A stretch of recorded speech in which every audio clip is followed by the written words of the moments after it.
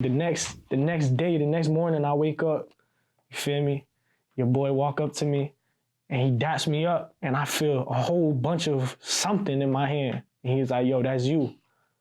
And I shed a tear because I was around a nigga who watched me, like watched me go through all that shit, you feel me? And he ain't do shit for me, you feel me? But no handout shit, you're not supposed to, you feel me? Not supposed to. I never asked. It was given, you feel me? I don't expect shit from nobody, but it's more genuine when a nigga could see it, you feel me? For sure.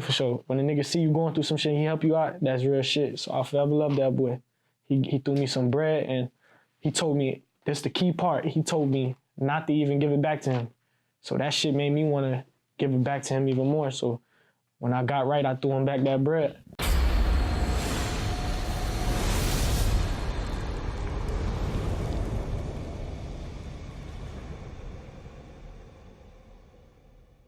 All right, so, I mean, growing up, you know, Puerto Rican household, you know, coming from up north, coming down here to South Florida, what type of music were you listening to in the household? Damn, I was listening to a lot of up north stuff. I ain't gonna lie, I wasn't really fucking with a lot of down south stuff because I used to listen to a lot of DMX, a lot of Fat Joe, Big Pun, stuff like that.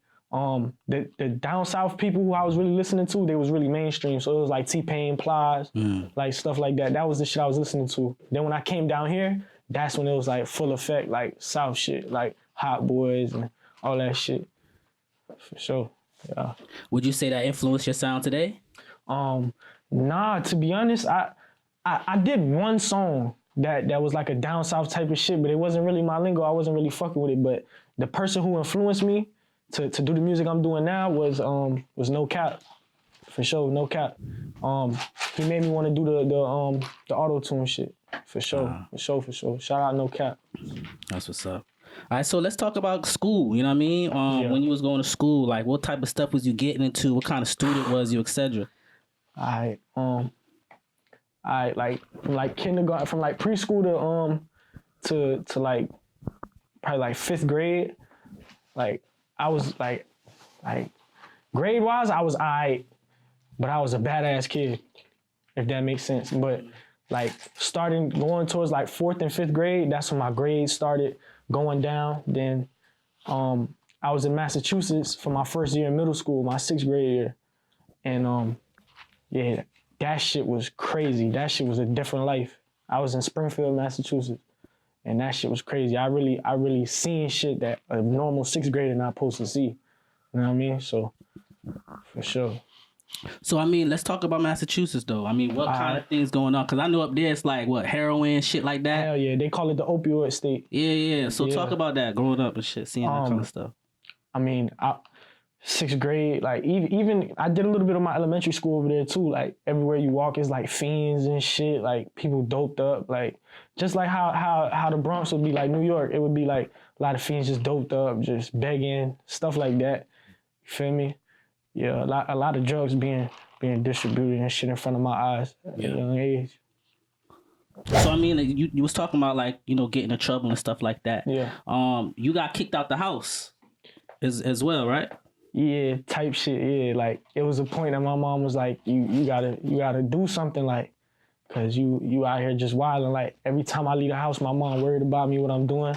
You feel me? And don't get it wrong, my mom raised me right. I went and did that on my own. That's a fact. A lot of people, they too gangster to admit that. I don't respect that. You feel me? I'ma keep it G all the way. My mom raised me right. I just seen shit that was appealing to the eye and I gravitated to it. I did bad on my own. So yeah, I was out here just doing dumb shit, man. I ain't want to work no job because I was like, man, that shit lame. I ain't want to work no job. So she was like, listen, you better find something to do. You got to hit it. And then, you know how that shit be. I was like, fuck it. I was stubborn. I played it. Feel me? So, but you know, she took me in again, but it was like a reality check. Like, nigga, you feel me? You get it to that point, like, you don't have to stay with me. You feel me? Like. All right, so tell me though, what went through your mind? You know, that conversation where your mother told you, you know, you gotta go. What went through your mind at that time? It was more out of anger. It wasn't even like a real conversation. It was more like get the fuck out my house. Like it was just like straight to the point. Like get out. You feel me? But then there was times that we sat down and talked, and she was like, listen, like, and I ain't always have money, so it was times I couldn't even help her pay no bills and stuff like that. She was like, listen, you feel me? You're not paying rent or nothing. Like something got to give. Like, you either got to go somewhere, do something. So I ended up going back to New York for a little bit too.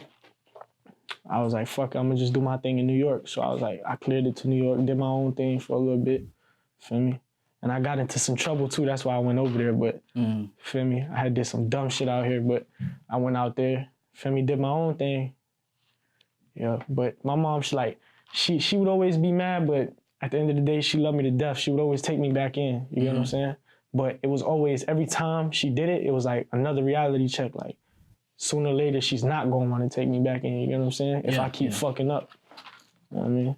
So, I mean, when she kicked you out, like, where did you go? You know what I mean? Did you sleep in a car, you know, a friend's couch? What was the situation there? And how did you, you know, change your whole situation? You know what I mean? Fucking,